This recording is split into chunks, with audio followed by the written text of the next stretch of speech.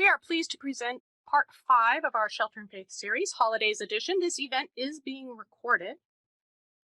You'll see here on the screen our guest today. We are thrilled to have Ziggy Rendler-Bregman moderating this morning's event. She's a painter, printmaker, and poet. Ziggy's been involved in interfaith work in the Santa Cruz community for decades and is a founder of Tent of Abraham, which has been active for more than 15 years. She's also the chair of the Sangha Shantivanam, a Christian community, which focuses on the contemplative practices as found in all the world's wisdom tradition. Find her collection of work at ziggyrendlerbregman.com. And we'll now be transitioning to our panelists in gallery view.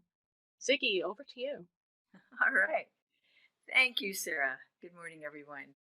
Welcome to the Shelter in Faith Holidays Edition, brought to you by the Santa Cruz Public Libraries.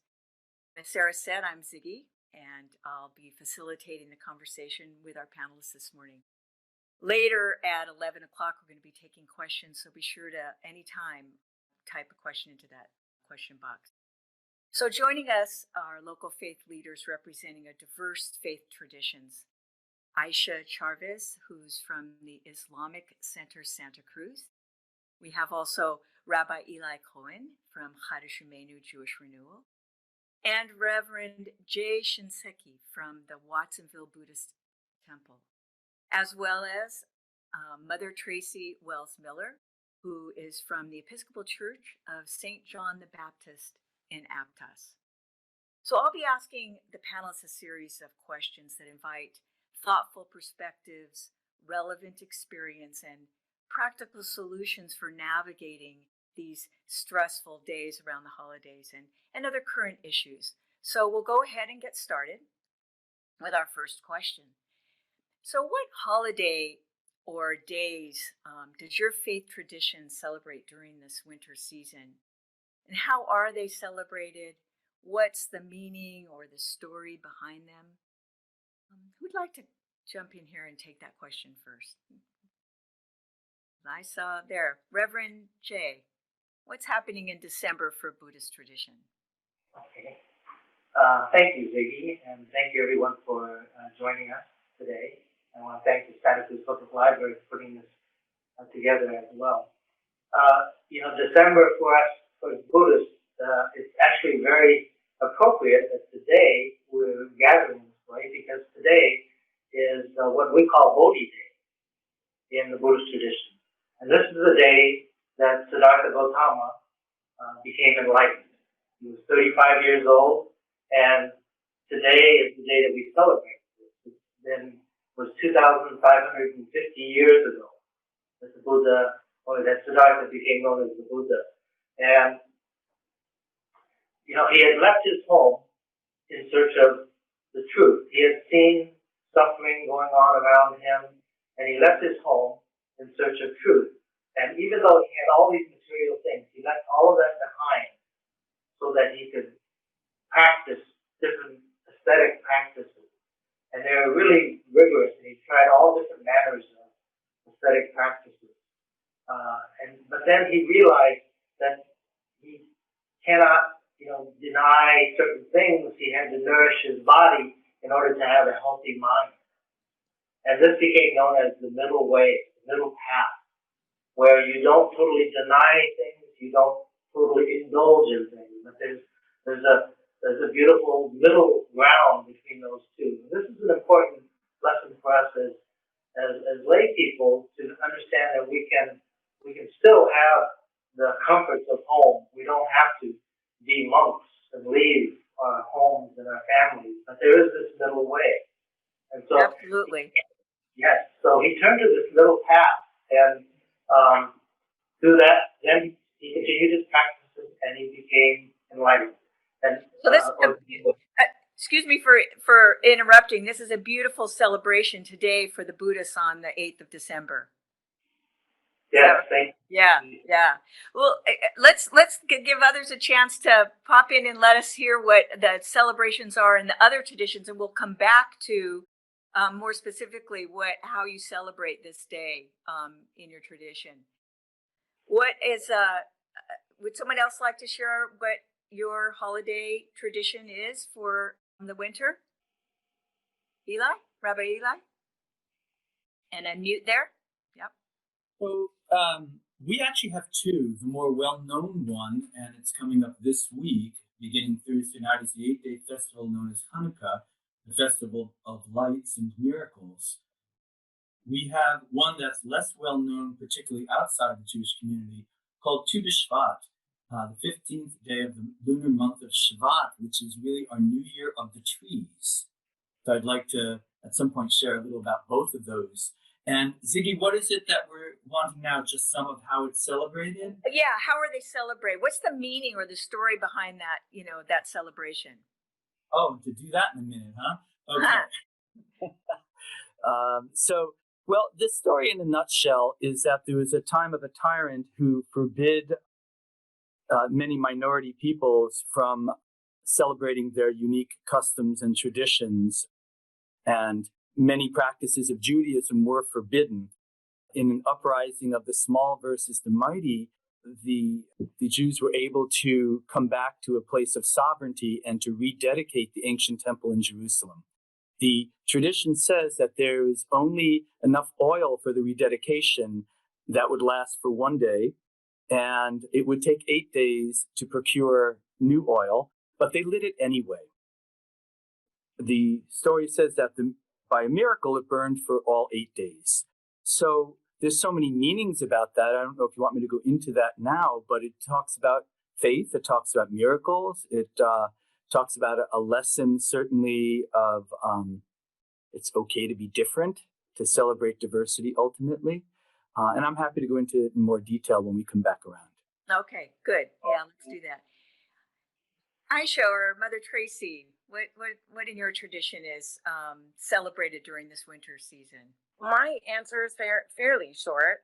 In general, most of the Muslim holidays in our faith are just Ramadan and Eid, and often the birthday of Prophet Muhammad, which they go by a lunar calendar, so you'll notice they go around the calendar. My first Ramadan actually was about 20 years ago, and it was during December. So the first time I had to fast all day was very short, and this year it was in June. We have a Muslim holiday this time of year.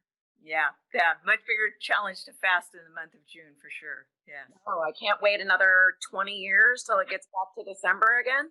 Yeah, really. And Mother Tracy in the Christian tradition. Of course, I kind of let everyone else go first because obviously with Christianity being kind of the dominant cultural holiday of our country, I'm sure everybody knows Christmas is the holiday that we celebrate in the Christian tradition in December. And those of us who are in a more liturgical version of Christianity, like Episcopalians, Roman Catholics, Lutherans, and some other forms of Protestantism, also celebrate a season called Advent, which is the preparations for Christmas. And so in the Episcopal Church, Christmas is December 25th. We don't sing Christmas carols or decorate Christmas trees or do any of that during the month of December because we're still in Advent.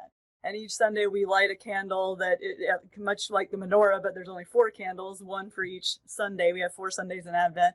So we're remembering, counting down to the time of Christmas, and we're preparing for waiting for Christ to come in Advent, but we're also preparing for and waiting for his second coming, which we believe will be at the end of time. So it's kind of a dual waiting and Advent, meaning coming or arrival. And then, of course, at Christmas, we celebrate Jesus' birth, who Christians believe was not just the Messiah foretold by the Jewish prophets, but also God incarnate. So although some religious traditions also recognize Jesus' birth, what's particular to Christianity is about the fact that we believe that he was God come in the flesh and born on Christmas, which is what we celebrate on the 25th. Thank you. So yeah, in this winter season, we've got all these, the lunar, the solar, the solstice, the Christian, it's so embedded in the cycles of the season. I want to move over to like the kind of deeper practices in your various traditions with regard to ritual. So many of us have holiday rituals, both faith and secular based. While rituals are often thought of as static and repetitive, in reality, rituals tend to evolve over time due to several factors such as cultural influences, local expressions and interpretations, and significant events that can reframe their purpose and expand their meaning. As we remain in the midst of this pandemic, feeling all the counties around us being locked down and ours perhaps coming as well, what do you think, in all the physical distancing, for the interest of public health, how is your faith community adapting your rituals and common practices to retain the meanings? This has been a challenging time for faith communities during this pandemic. What's going on in this winter season for you and your communities? Who'd like to start first? Reverend Jay, would you like to, how's the Buddhist temple doing in Watsonville there? Thank you. Yes, we, like everyone else, are live streaming many of our services to the homes of our members.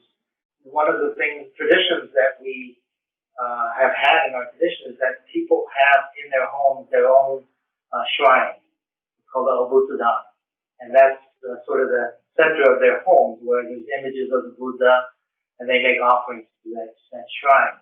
So in this time of separation and social distancing, people are able to, at least in their homes, make offerings and do the practices at home. And what we're doing is video streaming to them services and talks. And one of the celebrations towards the end of the year is that we're going to be sending to them videos of some of the cultural religious traditions that are done at New Year's time. Specifically, it's called kagami mochi, which is a rice cake that's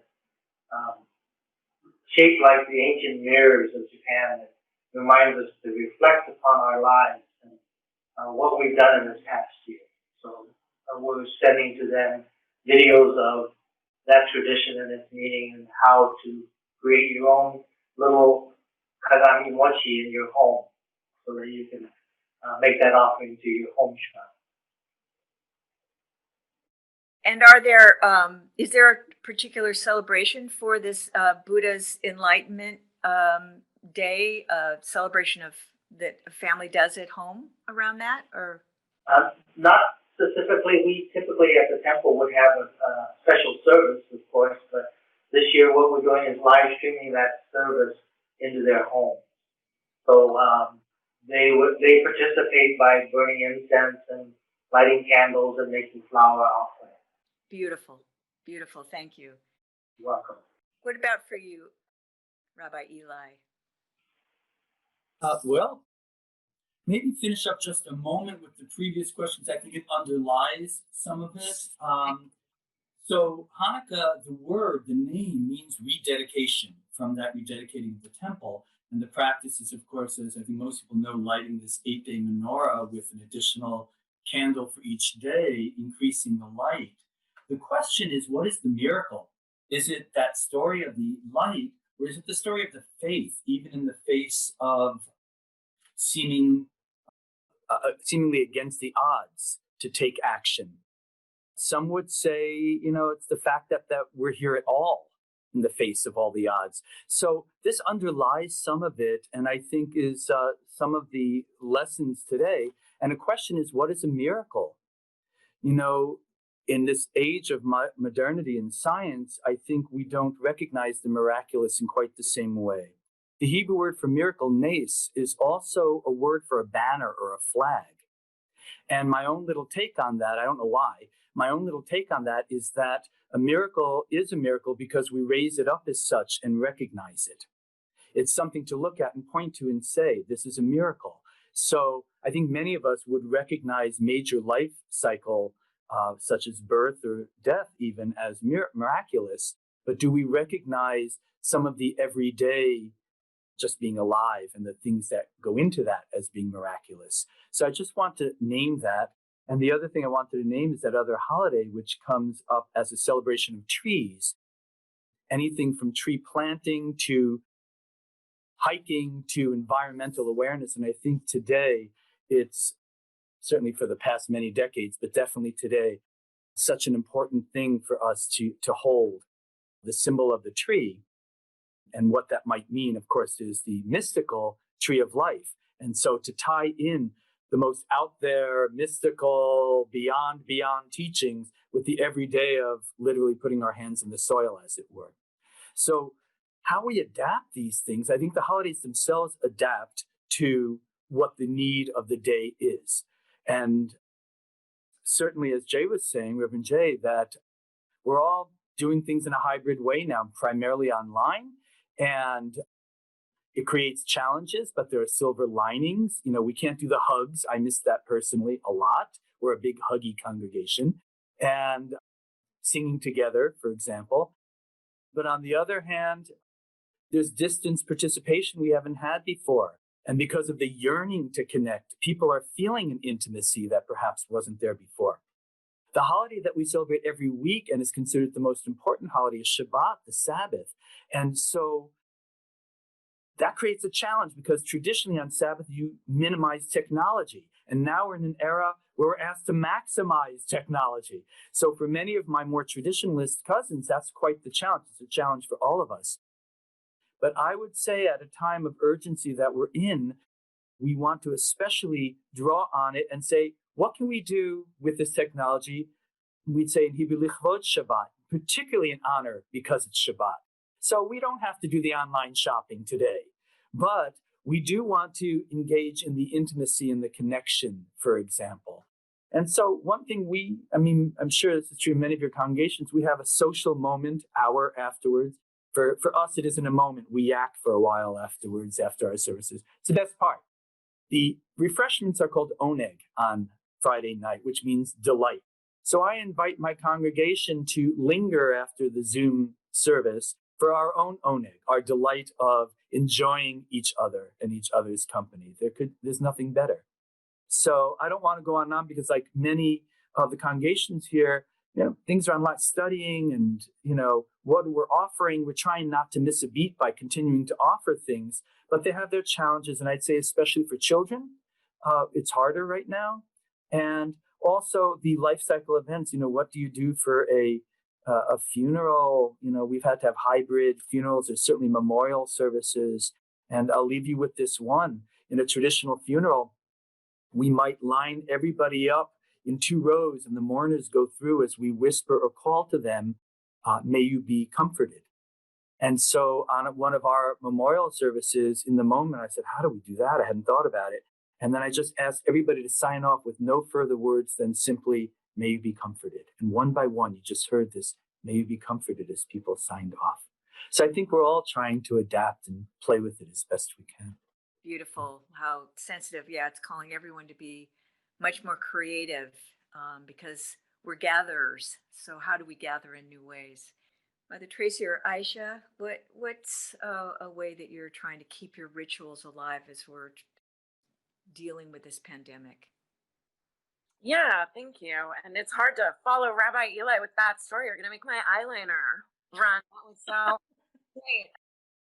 That's really precious. I love that story of everyone signing off that way. I think in the Muslim community, it's been really challenging just overall for the year because our congregational prayer is usually done shoulder to shoulder. Mosques across the world decided to try to hold them outside or socially distanced, 6 feet apart, that sort of thing.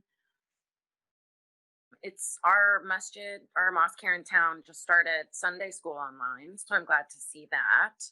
But this time of year, because Muslims come from everywhere, and Islam, we always think of it as it's not just my faith, right? It's me, it's a outline for my life.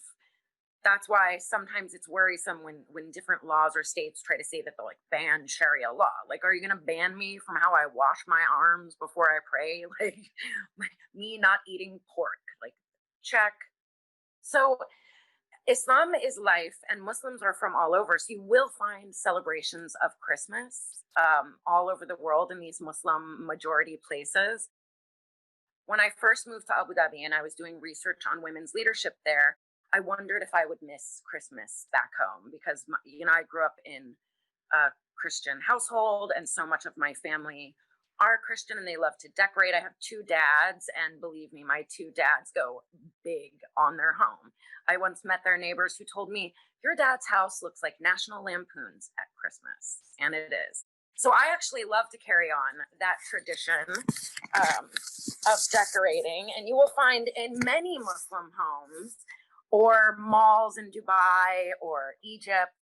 I'm going to turn the lighting just a little so I don't have this halo here, but you'll find a lot of celebrations of Christmas everywhere you go in the Muslim world. And I think that's actually meant a lot to myself and others who didn't necessarily have a lot going on this time of year. Personally, I have a lot going on in my work life. I'm organizing the Adopt a Family program for the Volunteer Center of Santa Cruz County, where we're providing gifts for other people. And I think taking care of other people is things that we as Muslims should do all the time. So one of my favorite things to practice this time of year is just to decorate my home and call my family and do good for others, because that is the culture I grew up in. Even a lot of my friends who are atheists, or one of my friends who's an everythingist, because she believes everything is right and everything's a little wrong, you know, they celebrate the holidays too. Oh, that's so refreshing. Well, we drop in and out of this virtual world in exciting ways. So I love being able to visit your room there, Aisha, in so many ways. And Mother Tracy, what about for you? How are you keeping your congregation together apart? So this year, what we're doing for Christmas is we'll be having on Christmas Eve, we normally have two services that are usually the biggest, Christmas and Easter, of course, biggest, most attended services of the year. We'll be keeping both of those online this year, but we will be celebrating, I'll be broadcasting from the church itself, and we'll be celebrating the Holy Eucharist, and people will be able to drive by the parking lot afterwards and pick up their communion, which our bishop is only allowing us to serve in one kind, a wafer for the bread, no wine being distributed at this point in the Episcopal Church in this area. So we've done this for a couple times since November, when she first allowed us to do this. We hadn't been allowed to celebrate communion for months. The Roman Catholics were holding outdoor Eucharist services, and we were not allowed to do that. The Episcopal Church has taken a very conservative stance in terms of the public health aspect of it, really trying not to do anything that could help to spread the virus. So we were finally able to have a communion service, which everyone was excited about, and we've done this drive-through thing, and we put a little wafer in an envelope with a little prayer that people can say after they, get home or wherever they're going, and receive the bread, the wafer, the bread. And so we'll do that for Christmas Eve. For Christmas Day, we do actually have permission from our bishop to do an in-person Eucharist worship service. It has to be outdoors. Even though we are in the purple tier, outdoor worship is still allowed. So for right now, unless anything changes, we're going to still plan to go forward with that. And then we also, during this time of year, in terms of festivities, St. John's always has an annual craft fair and bake sale that we normally do, and we have people come from the neighborhood, and it's one of our major fundraisers. And this year we're doing it all online. So we've had people say what they're going to donate, whether it's a baked good or whether it's something they've knitted or whatever, and they send a picture in. And one of our parishioners has made a website where you can go online and order your things, and then on the 19th, the week before Christmas, people will be able to come pick up here. And then we also are arranging delivery to people who, we have a lot of folks who are watching us from Dominican Oaks, where they are still not allowed to leave, and they are still COVID free at Dominican Oaks. So they've been doing a great job keeping everybody safe there on complete lockdown. They'll still have the opportunity to participate if they want to order something and have it delivered to them.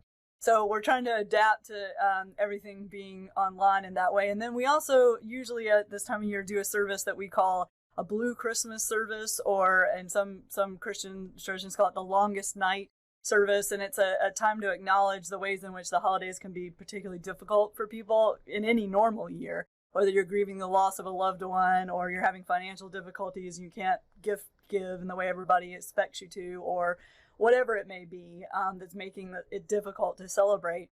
So this year we are going to do an outdoor in-person. That's Monday the 21st, which is the solstice, the shortest day of the year and the most darkness. And we have this service that says let's remember that the light is coming back and bring some sense of comfort. And it seemed to me that to do that service only online would be somewhat ironic, because people have shared with me that sometimes online stuff can actually feel more isolating, because when you hang up, then you really feel alone and you're not with other people. So we're going to do a socially distanced, masked outdoor time for people who may be grieving in one way or the other to come on that Monday, the 21st.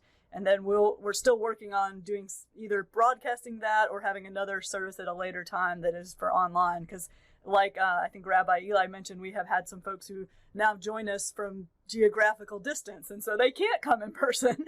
So we have to figure out, how do we reach everybody now that our congregation includes people who aren't physically located in this area. So that's what we're up to. Well, it's complicated trying to keep, as rituals continue to adapt, and for our communities, and also in the home.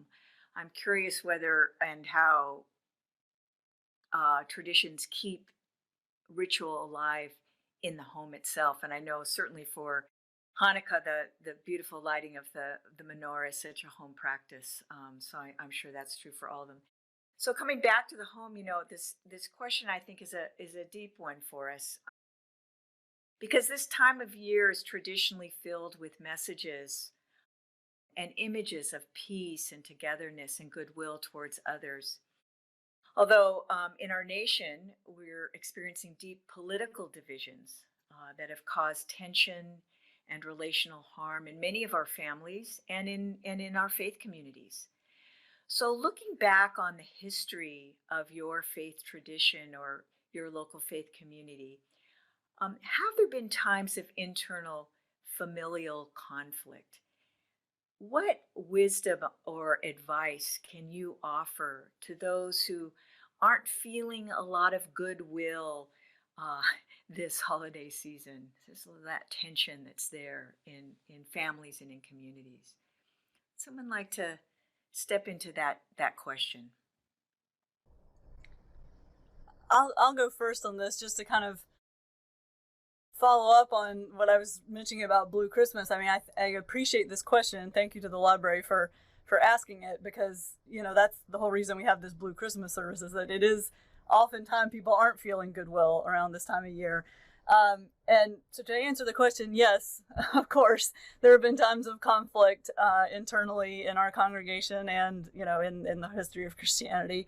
And just, briefly, I think for me, what I would offer in terms of personal advice is, for me, I found actually that the loving kindness meditation from the Buddhist tradition has actually really helped me a lot with trying to nurture an open heart and feelings of goodwill towards people that I might automatically want to shut out of my heart. And so the tradition, the phrases that you say in the meditation are, may you be safe, may you be happy, may you be healthy, may you be at peace, or may you live with ease. It doesn't exactly translate to English well, but sort of may you, may things be good for you.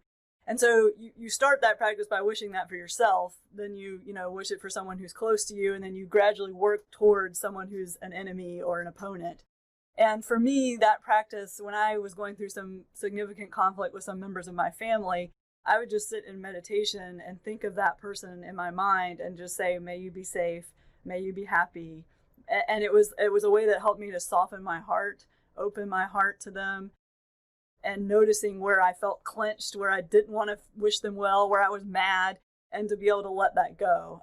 So that practice has been very helpful for me personally, and something that I will share with parishioners whenever I'm in conversation about that kind of thing. So that's what I would offer. Just that's not even a Christian practice, but I feel like it has helped me. Jesus says love your enemies, but he doesn't tell you how. And I feel like loving kindness meditation has helped me with the how part of it. So I'm really grateful to my interfaith friends for helping me in that regard. Oh, thank you so much. And of course, that's the perfect segue to you, Reverend Jay, as our Buddhist representative. That beautiful the metta of loving kindness. So what's your sense of this question, the depth of this? So the Buddha said to have this non-discrimination wisdom of non-discrimination. And this manifests itself in true compassion.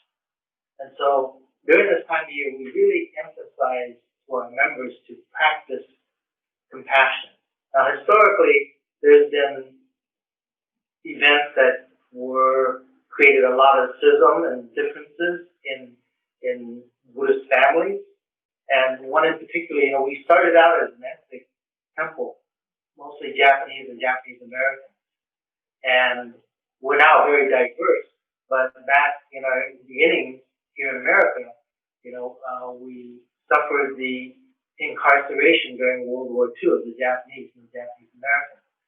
And during that time, there was a loyalty question that came out, asking about our loyalty to America, which is kind of a silly question, but what it created was very differing opinions within families, where they argued about, yes or no to these specific questions about loyalty. And it caused a lot of dissension, it caused a lot of anxiety, a lot of suffering for families. But there was also a internal sort of understanding of oneself through that experience. And I think today we are really trying to practice this idea of that there's this oneness that exists between all beings.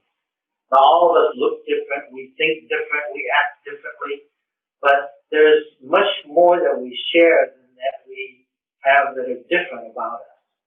The Buddha emphasized this idea of deep compassion and practice of compassion.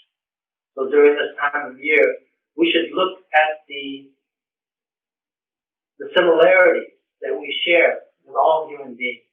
It's as simple as the air that we breathe, that, it's a shared, natural thing. And yet, we tend to look at the differences more than anything else. And so, as you practice compassion, you begin to see your own stubbornness as well about your views and your ideas and your political thoughts. And that is how we learn more about the self.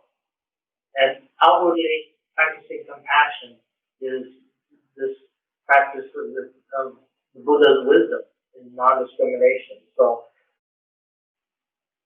I think that during this time of year, all faiths are talking about peace and love. And so we embrace that as well as an important part of this season.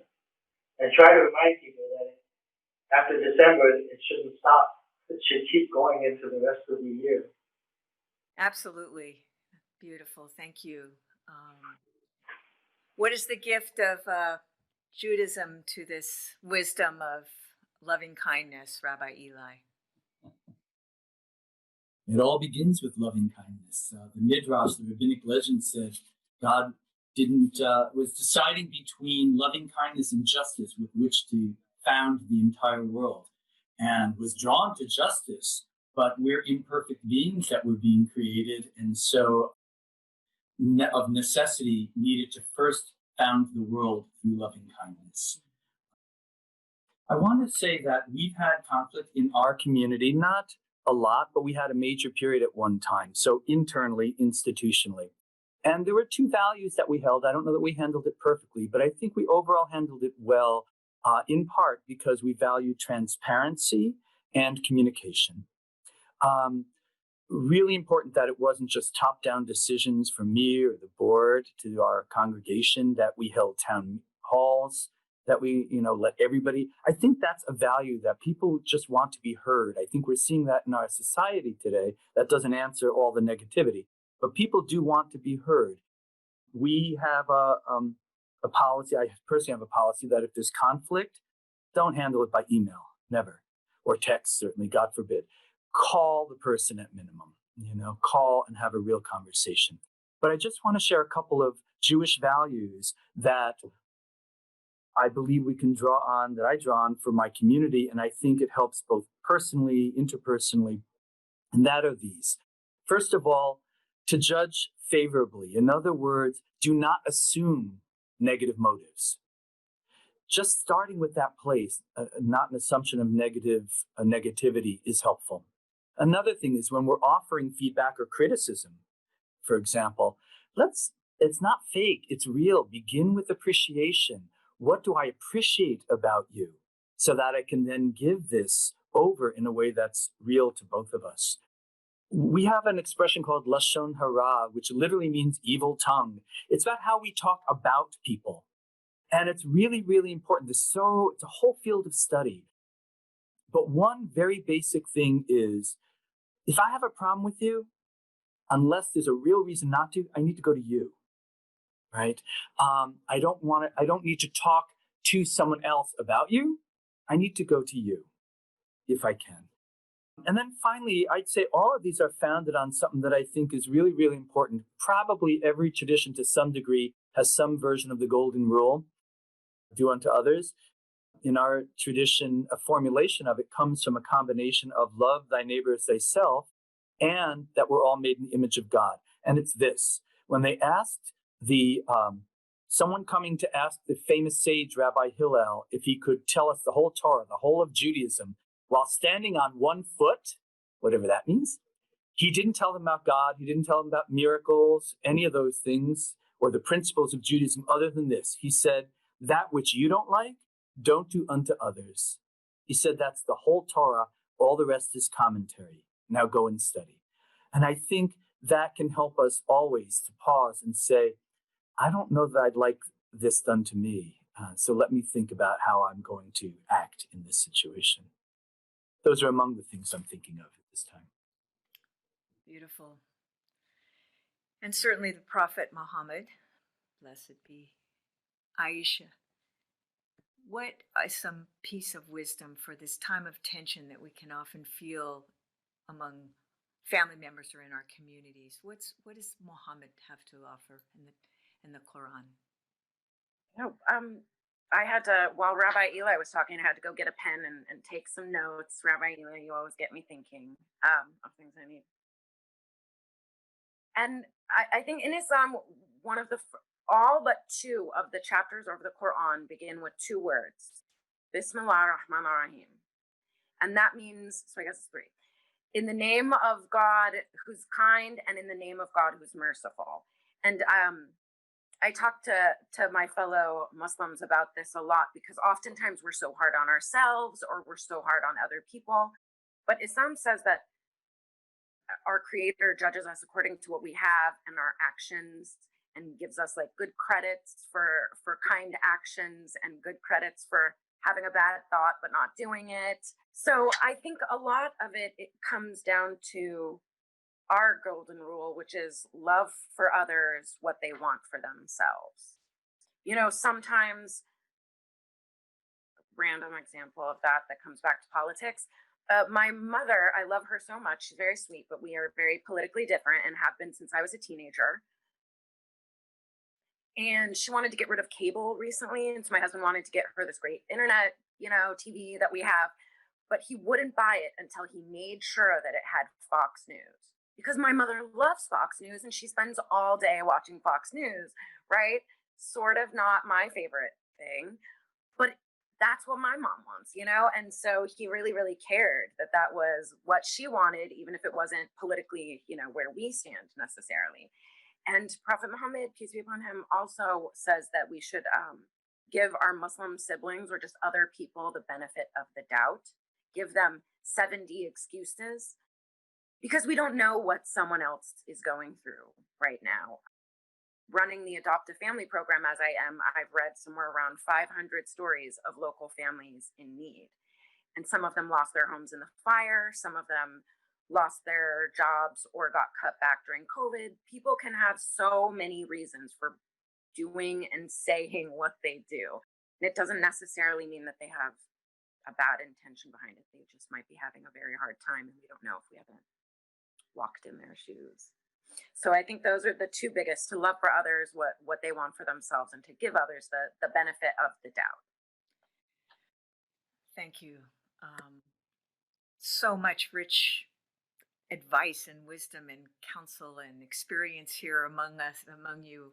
I want to remind all the people who are listening that there is this opportunity to ask a general question or a question of an individual presenter here, if you go to that Q&A on your dashboard there, type in the name of the person or just a general question and get that in there so we have some time at 11 o'clock to take your questions so you can fully participate. And yeah, this is once again a really challenging year on so many levels, back to the loop of the role of faith and politics, or the times we're in. This year, 2020, has been a hotbed of conversations and calls for action regarding race, equity, diversity, and inclusion. So I'm going to move our last question here to this one. It spurred many organizations to take a closer look at their own internal systems and enact changes. For example, the Santa Cruz Public Libraries issued a statement of commitment to racial and social equity and created a multidisciplinary equity team. The question is, how has your faith community been affected and chosen to respond to issues of inequity internally as well as externally? So who would like to take that question first, and we'll all get a chance to have some comment about this. One of the most critical questions of our, well, there's a lot of them, but a very critical question of our time now. I'll go first. I think, so there's a lot of different levels on which I can answer this question, but I think that one of the things that drew me to the Episcopal Church in the first place, because I wasn't raised in the Episcopal Church, is the upfrontness with which the institution has, at least within the past almost 20 years that I've been part of it, been addressing issues of racial injustice and social injustice. And there already was a lot of work going on in racial reconciliation at the Episcopal Church's kind of denominational level. And so after, it's something that our tradition, I think a lot of people come to us because they think, okay, yes, you guys are like taking this on. And St. John's has a history at this local parish of having been kind of at the forefront of a variety of social issues. The rector, Hugh, who was here during the Civil Rights Movement, went to Selma and marched with Martin Luther King. St. John's was an LGBT open and affirming congregation in the 90s, before Ellen even came out. And so it's kind of part of the tradition of St. John's to kind of be, to make statements on these kind of things. At the same time, we are also a diverse congregation politically. And so this summer after George Floyd's death, I preached on the topic, and several other clergy did in like successive weeks. I went to a demonstration in Watsonville for Black Lives Matter. And the vestry, which I did not consult with anyone about beforehand, but went to it and broadcasted it on our Facebook page, because I knew there were people in the parish who would want to be there and are older and wouldn't be able to get out, and wanted them to be able to see what was happening and participate. Some of the members of the congregation who did not agree politically with supporting Black Lives Matter were upset that I had gone to this event and had publicized it on our church's public social media page. So we had some conflict that arose because of that. The vestry did ultimately affirm my actions, and we signed a letter that the Association of Faith Communities put out there about calling for racial justice, that many different congregations in the area signed. But it started a real conversation, a real firestorm of comments and debate on our online social media that we have just for the church. It's a platform called Realm, where we can post messages and comment on each other. And we had like 40 comment thread going on this. So it really sparked some conversation.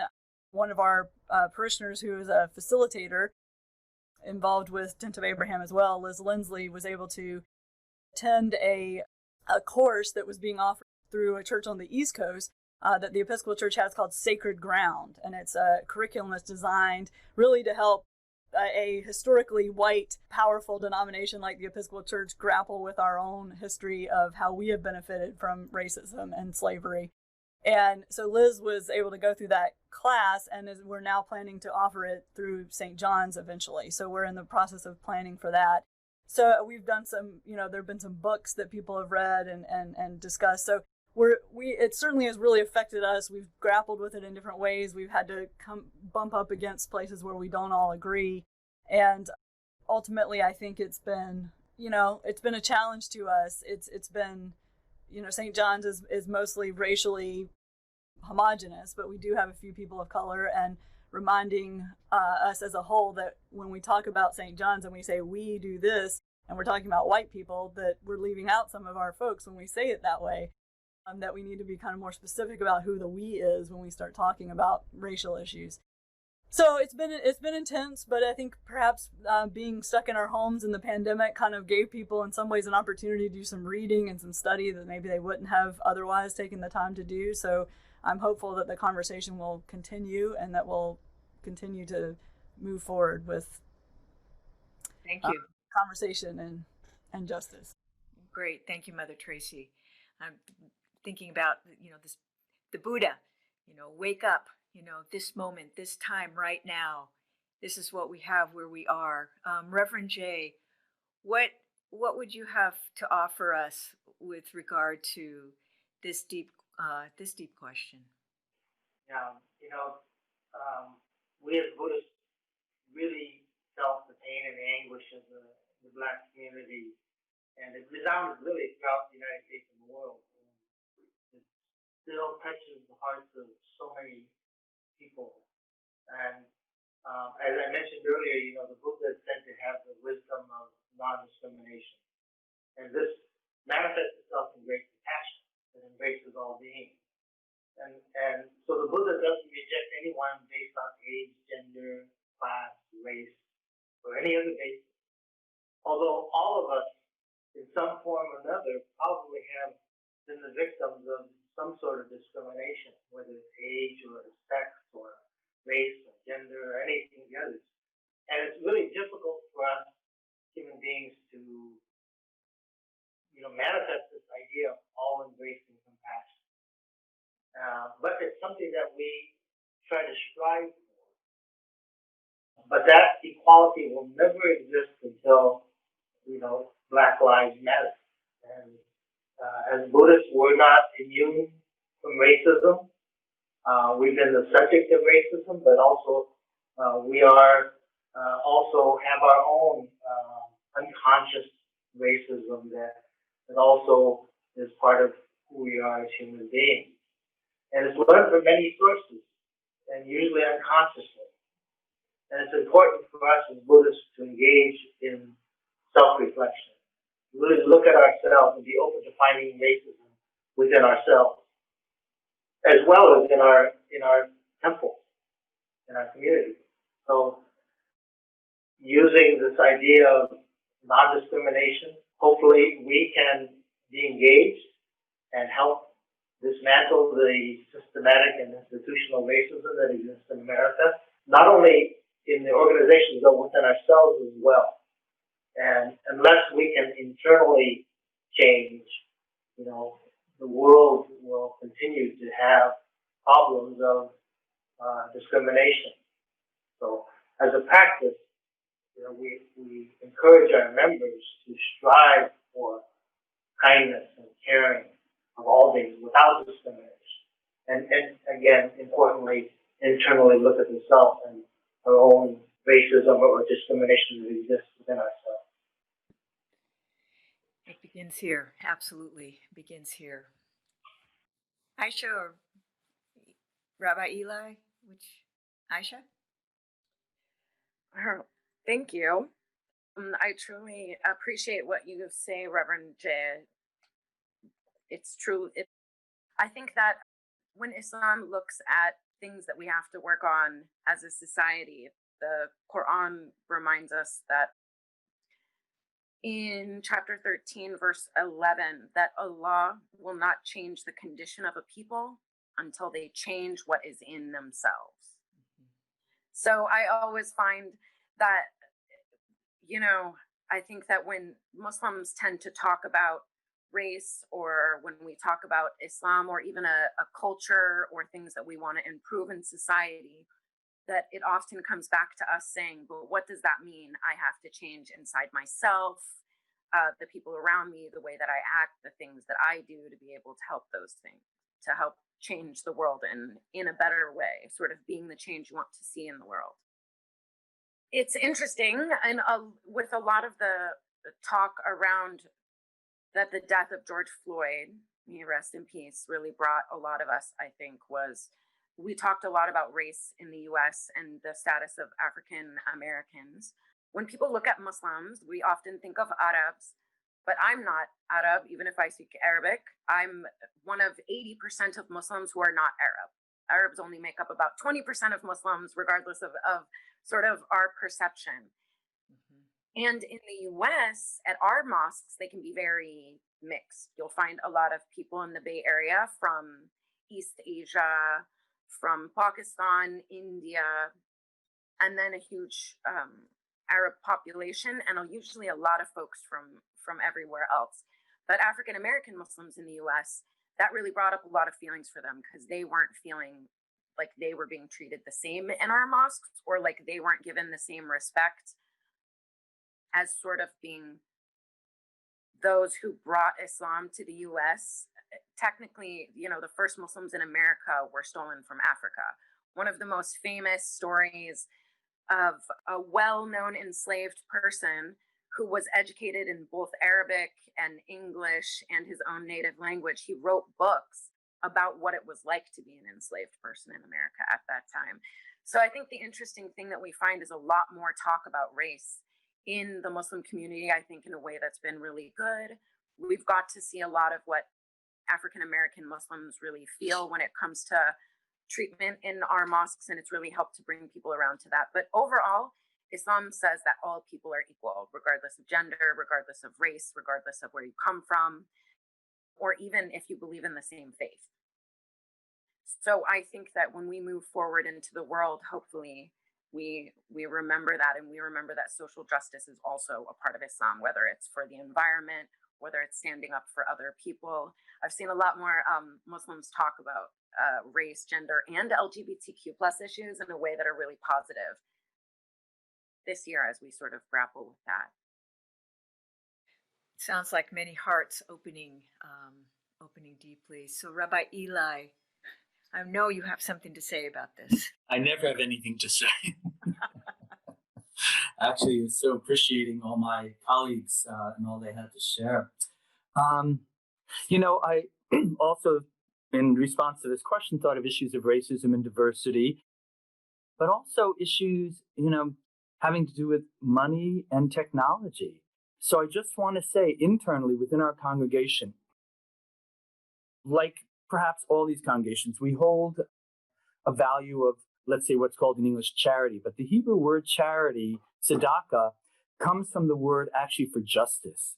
There are different levels of giving. So the highest, of course, is to give, with caring and to help people get on their feet. There's different ways of understanding it. But even if you give grudgingly, you're supposed to give. Everyone is able to give something.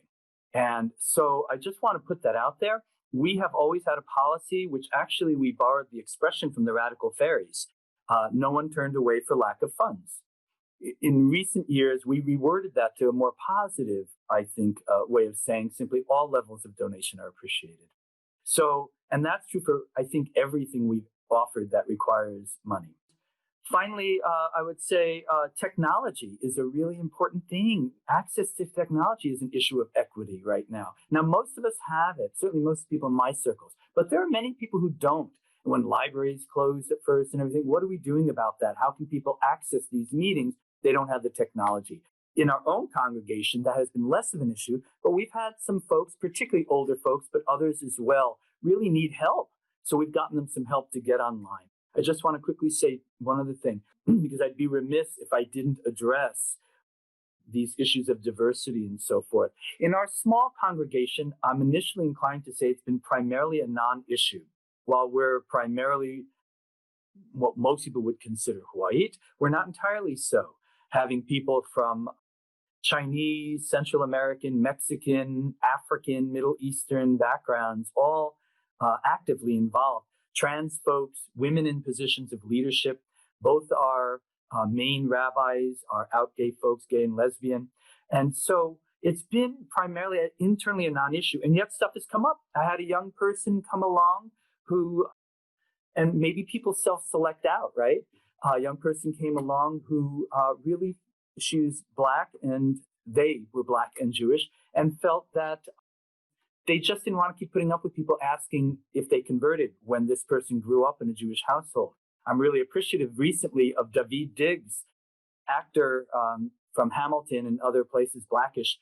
He's Jewish and Black, and he just put out a video on YouTube. Go check it out, called A Puppy for Hanukkah, this sort of kids rap thing. I want a puppy for Hanukkah. And it's really good for the kids to see that. I want to add one other one, which is good for the kids and also particularly Black Jewish kids to see that there are other Jews of color. They really do exist. And finally, issues of disability.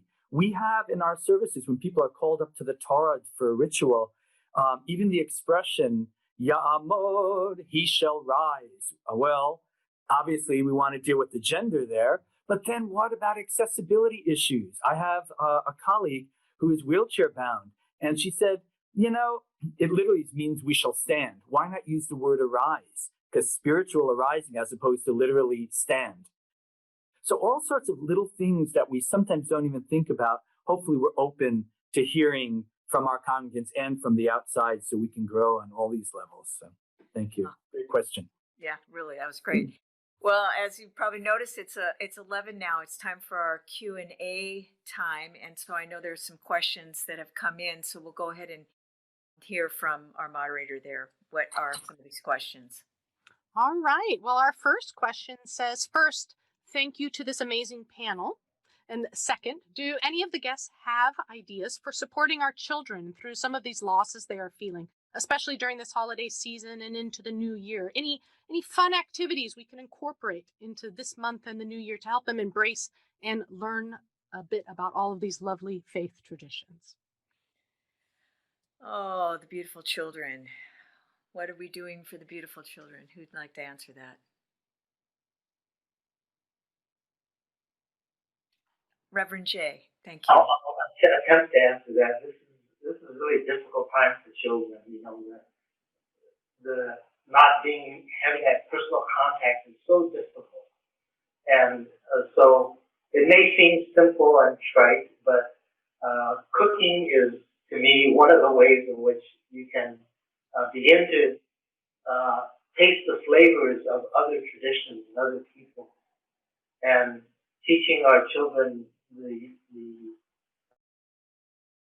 cooking of different dishes and tasting those dishes and talking about all of the causes and conditions that bring it to us, and taking a moment to express gratitude for that dish that's placed in front of us. And when you learn to cook, you learn to see all of the different steps and all of the different causes and conditions that bring it to us. So it's a simple, perhaps, activity, but it can teach us so much about our connection to nature and the world and to other traditions as well. Oh, that's a wonderful. Was that you, Mother Tracy? No, that someone else raised their hand there. I think both Tracy and I did. I'll be brief. At the same time, okay. Yeah, I'll be brief. I really appreciate what Reverend Jay said. I have found the issue with the kids to be the hardest, really drawing on parents to help us figure this out, and really drawing on the kids to help us figure it out. They can't necessarily, but it's helpful to have their input. One thing we did for the high holidays is have as many kids as possible add their voice to a song and create one of the song prayers that we then offered so that they could see themselves and be a part of it. Another thing is, Reverend Jay mentioned the baking or the cooking, for example. Kids can be part of, even in their individual families, baking something, making something, rolling candles as gifts for Hanukkah. Anything can be done like that to include them, and then those things are brought out into the community. But I find the issue of the kids being the most challenging, and breaks my heart because I think they're really missing out on such an important time. So really, any ideas we can come up with collectively, I appreciate hearing them, and we'll pass them along. Absolutely. I think this is a place where the creativity, the collective interfaith creativity could be beneficial to all of us. So, Mother Tracy, what were you going to say? A couple things that we've done at St. John's, and it was ironic that we had just hired someone to be our children's minister whose first Sunday was March 8th. And then the next Sunday we canceled service and we haven't been back since. So this poor person has had to figure out how to minister to children, not in person this entire time. And one of the things that he did over the summer that worked really well, and it kind of fizzled out once school got started because school's all online. But they had a regular Wednesday night family night on Zoom. And of course, we all know that the kids have got Zoom fatigue now and they've all been on Zoom way too much. But because they weren't in school, I think maybe this helped a little bit. And what he would do is they would do craft projects and different. It's kind of like what Reverend Jay was saying with the baking. They would put together these packets of craft supplies and deliver them to the children's homes, so that then when they got on Zoom, everybody had the same stuff. It's like, in your packet, you'll find this, and then we're going to color that, and we're going to stick it to this, and so everybody was doing the same activity with the same materials, even though they were in their separate places. And I think that really helped a lot, because you really had a sense of doing the activity together, and then you could show, oh, look, here's mine, and the kids, got into that for a bit. And then, of course, school took over, and it was just too much. So what we've been trying to do now as another way to do something online with the kids that's not yet another Zoom call, yet another class, is we have gotten, I don't know if any of you are familiar with the online game Minecraft, but we have got a Minecraft server up and going for our children that is limited to only the people that our children's minister, lets into that. And they are able to go in and build. One of them has already built a whole replica of the church that was back in Capitola before we moved here in 2009. They're working on building a replica of Bethlehem so that they can do their Christmas pageant in Minecraft and then broadcast that for our Christmas Eve service. So, and Matt has been collaborating with some of the other children's ministers from other churches in the area, and I'm sure he would be open to collaborating with an interfaith crowd if any of you have kids from your congregations who would want to get on this Minecraft server. It's been it's been somewhat hard to get some of the kids to engage because of online. They're just screened out. But on the other hand, the Minecraft is apparently a game that they're already enjoying playing, and it's a different mode than being in school. So it's been something that's helped them to engage. Some of the kids that we haven't seen on any of our online worship stuff were immediately into wanting to sign up and be on the St. John's Minecraft. So that's a couple things we've been doing, and it's still super hard, just like everybody's been saying. I mean, it's like the hardest thing to do, but just trying to think creatively and provide different avenues to engage the kids has been exciting to watch it happen. And time for creativity. Yeah, thank you, Mother Tracy. Any other ideas for how to engage children in this time in our faith communities? I love what you said, Mother Tracy. That's so cute to add Minecraft and sort of like a different way to experience it. I love it. If you all do something for New Year's Eve, I think the youth at the mosque would really be interested in it. They did a bunch of interfaith stuff for New Year's Eve before, and that was really nice. So I would love to do some sort of collaboration on that and give them something interesting to do for NYE. I think it's, for me personally, I can't help but think someone else asked for suggestions of what they could do with the youth. And I answered sort of in my work hat, or hijab, I guess. And that is that, there's programs going on that you can still volunteer with. I actually still need help tomorrow at my warehouse and a bunch of other days to help package gifts. It's kid friendly, it's socially distanced and in pods and outdoors. If you don't want to leave your house, you can volunteer in some youth projects. The Volunteer Center has like a youth serve group that does a bunch of at-home volunteering. You can volunteer to deliver meals with seniors. The Volunteer Center has a ton of ways you can volunteer, like from home or socially distanced in a way that's really safe. So I think some of those ways to give back and involve youth can even just still be in helping people, a thing we often focus on this time of year. Absolutely. To do a work plug. Well, no, that's absolutely appropriate. Serving is at the heart of all of our traditions. Did you have anything else to add, Rabbi Eli, to that? We'd probably take another question. Let's take another question.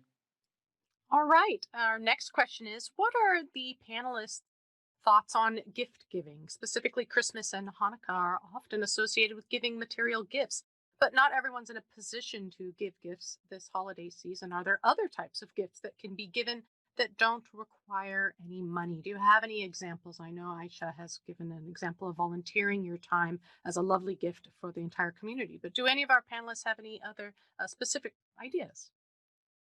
I'll just say that I really agree with the idea of giving of your time and yourself, whether it be through organizations and agencies or just the helping hand.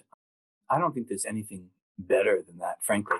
I just want to say, while many Jewish families do gift giving, it is mostly a recent and American phenomenon, so it certainly is there. It's not that big a part of Hanukkah. And so I actually, for example, don't engage in it. And sometimes that's awkward at certain parties, but I don't like to be, sometimes it feels almost hoodwinked into a whole gift giving thing that just isn't where I'm at. It's just not part of this tradition. There are other beautiful aspects of the tradition.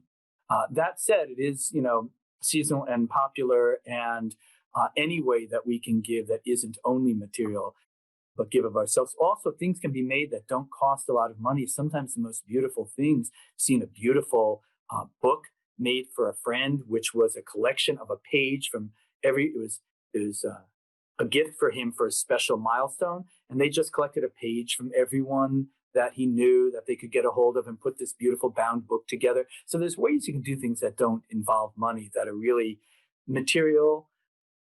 I would say, instead of material, tangible, but that can include gifts of the heart as well. And of course, I have an idea. I'm not supposed to do this, but the moderator, the thing about the home and putting something in your window that symbolizes light. This is the coming of the light, of the Hanukkah lights, the light in these dark times. Children can cut out tissue paper, colored tissue paper, and put them in your windows. So the light shines from in and out, and they can build a stained glass over time of this next several weeks. And the other thing could be putting postcards out there to people who don't get much mail.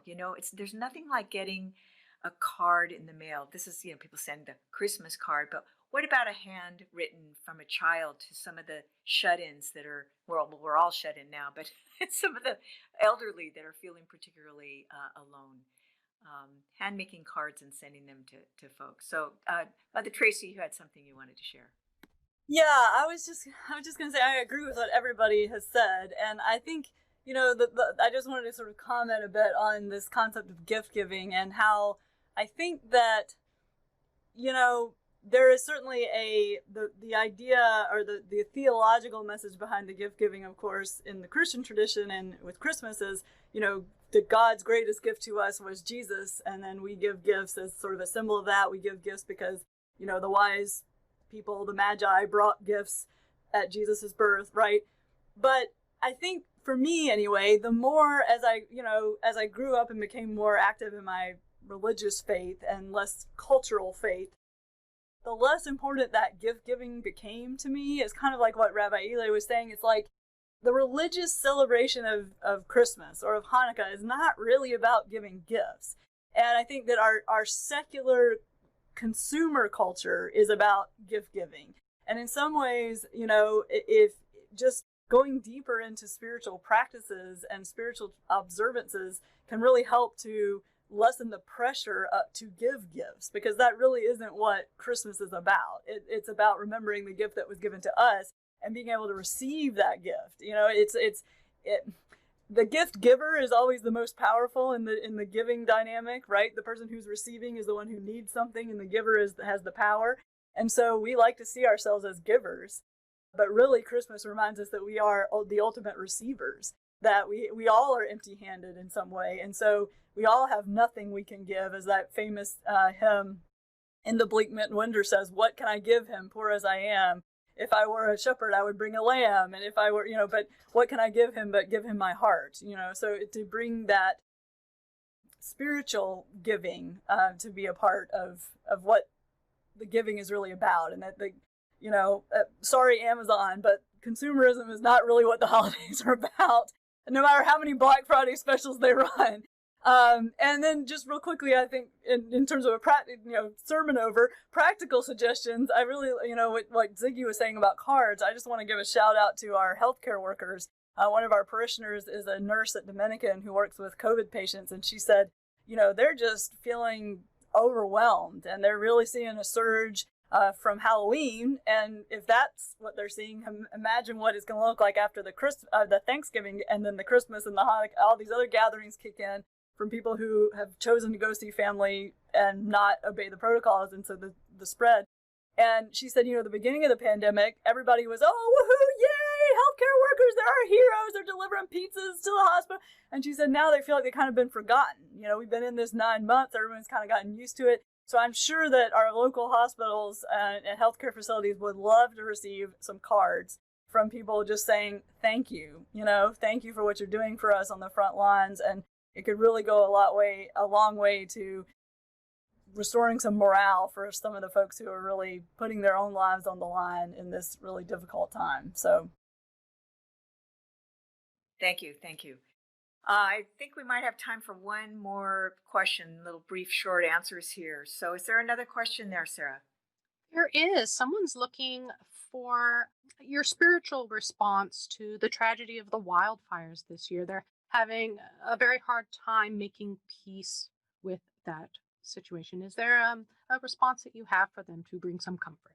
I think that's really a very valid question. I think a lot of folks who are faith leaders or people who believe in a higher power struggle with that when bad things happen, especially on a large scale. It's very hard. One of the biggest things that I was ever impressed with when it came to meeting Muslims from all over was when I met families in places where they had abject poverty and they still were able to thank God in everything. Or when I heard Muslims tell me really bad stories of what had happened, or they've lost a child or their spouse had died. And in Islamic tradition, you say, alhamdulillah, thank God.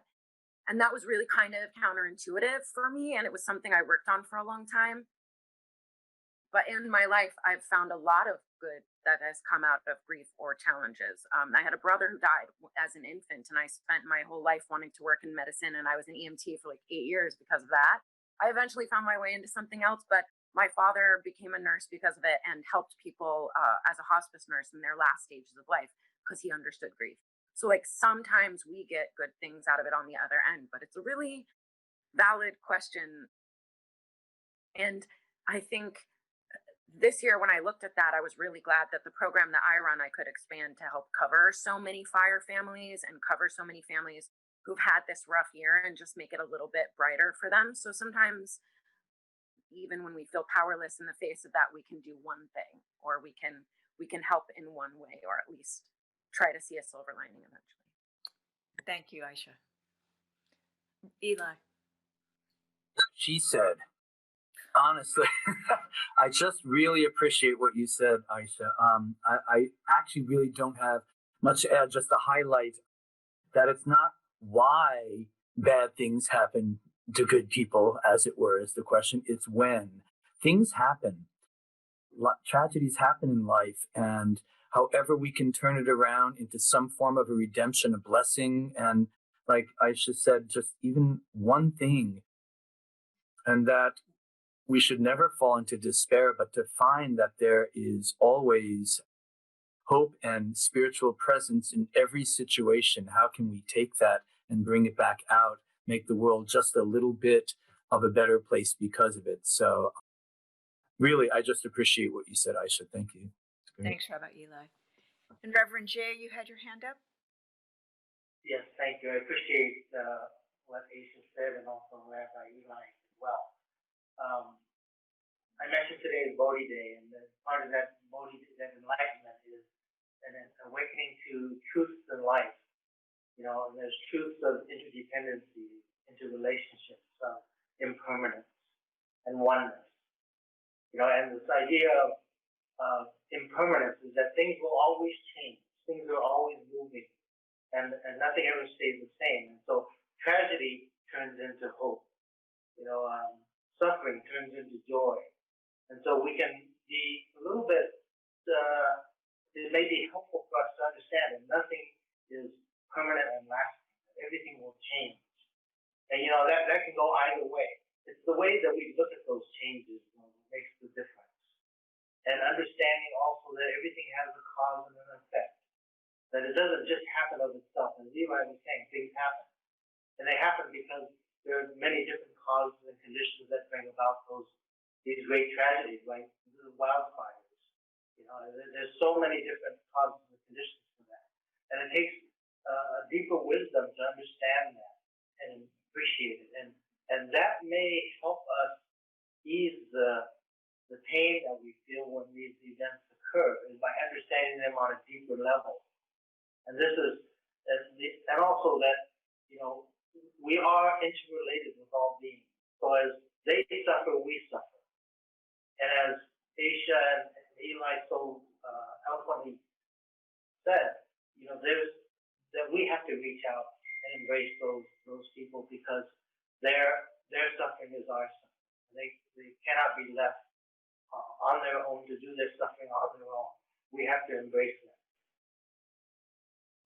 And what more perfect way to close our time, but with a blessing, with a way to open our hearts. And I know each of you have, from your tradition, some way as the New Year's coming that we might offer a blessing to our listeners and those who will listen later. Someone like to offer a blessing of well-being for this coming year and what's beyond the darkness of this time. I have a blessing to share that is not necessarily specifically Christian, except the ending of saying in the name of the Trinity, but this is a blessing that I use sometimes at the end of our worship service. There's always a blessing before the dismissal, and it sort of circulates in Episcopal churches, and people say it. Looked it up. The author is, at least of the first part, is Henri Frederick Amiel. But I think it's appropriate for this time that we're in. And I'll just say the blessing as I would in the service, or I raise my hand to say a blessing. Life is short, and we do not have much time to gladden the hearts of those who travel the way with us. So be swift to love, and make haste to be kind. And the blessing of God Almighty, the Father, the Son, and the Holy Spirit, be upon you and remain with you always. Amen. Amen. Aisha?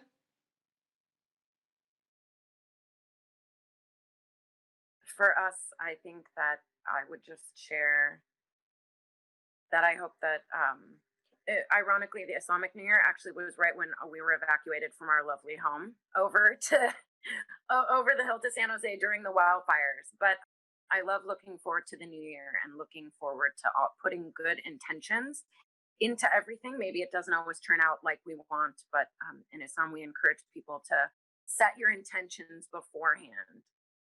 So just setting your intentions for the new year and whatever might come and whatever you hope to accomplish, and putting all of your best intents forward, and may that happen for you. We say, it was my anniversary yesterday, and we say on the big anniversary of anything, Kulla sana wa anta bikhair, which means may you and every year be good. Amen. Reverend Jay? Thank you. I'd like to share a reading with you to close. We always end our meetings with the reciting of the name of Amida Buddha, who's the Buddha of infinite wisdom and compassion. The spirit of Buddha is great wisdom and compassion to save all people by any and all means. It is the spirit of a mother towards her child, nourishing and protecting it. It is the spirit that prompts us to be ill with the sickness of people, to suffer with their suffering. Your suffering is my suffering, and your happiness is my happiness, Buddha said. And he does not forget that spirit for a single moment. For it is the self-nature of Buddhahood to be compassionate. A mother realizes her motherhood by loving her child. Then the child, reacting to his mother's love, feels safe and at ease. The Buddha's spirit of compassion is stimulated according to the needs of the individual. Each person's faith is the reaction to this spirit, and it leads them to enlightenment. Namo Amida, Namo Amida, Namo Amida.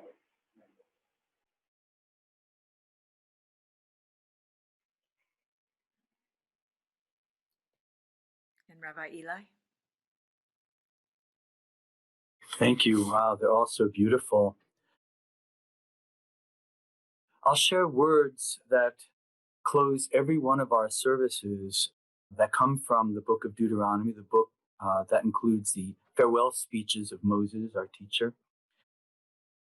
I feel like it applies to the deeply heartful place that we're dealing with around those fires and around so many other things. And it's the teaching that everything becomes an opportunity for our encounter with the divine, with the sacred.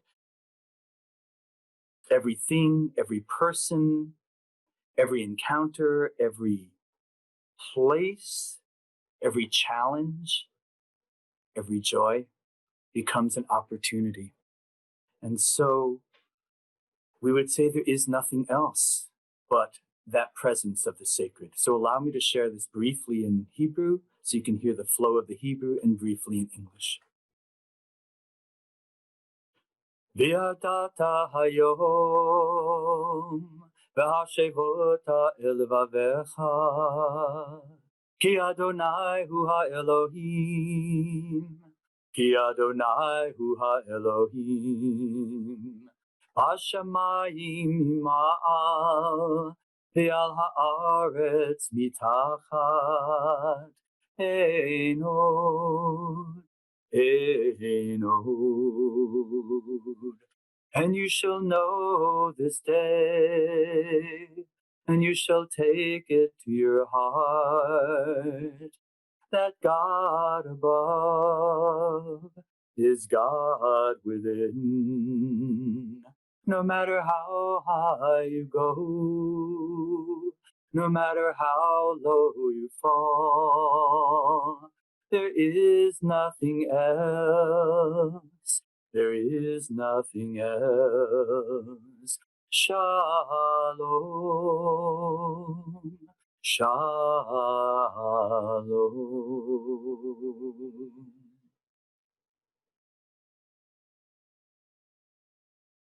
Shalom, salam, peace, all of this beautiful time with you. Thank you so much. And Sarah, you have some closing here for us? Yes, would you like to invite everyone to your program? Sure. I wanted to, for those who are interested in this interfaith work, part of Sangha Shantivanam, which is an interfaith community, and we have for 17 years offered a New Year's Eve peace vigil. And in fact, Rabbi Eli has been there many times representing Judaism. So it's traditionally was at Holy Cross Hall. Of course, this year we're doing it online. Here's the link for you to register. It's free, of course, and from 7:30 to 9:30 on New Year's Eve. So I'd like to invite you to join us and be part of this one interfaith prayer for peace, as Reverend Jay said, and beginning in our own hearts and moving out that metta to our families and to all the world where there is lots of suffering now. So thank you, Sarah. And I actually would like to maybe just offer a poem. Is this a good time, Sarah? Do you have anything more to wrap up? I'll just have my closing remarks, but please go ahead. Okay. Yes, I want to just leave you with a poem that I've written, and thank you, everyone, once again. And it's called Pewter Moon. Pewter moon, lustrous, half awake, half full. The bull in the pocket of Orion. In the concrete silence, I try to name this color of darkness. Nearby, a small bird announces itself, trilling night into day. I bow, kneel, touch my head to the ground. Rise into this dawn, arms lifted in wonder. We make one song. So thank you once again, everyone. Blessed holidays. And on behalf of the Santa Cruz Public Libraries, I'd like to thank all of our panelists this morning for sharing your wisdom, your grace, and messages of love with our audience. And of course, thank you to all of our attendees for joining our event. This really was a community event, and we hope you'll join us all again soon. Thank you so much. Take care.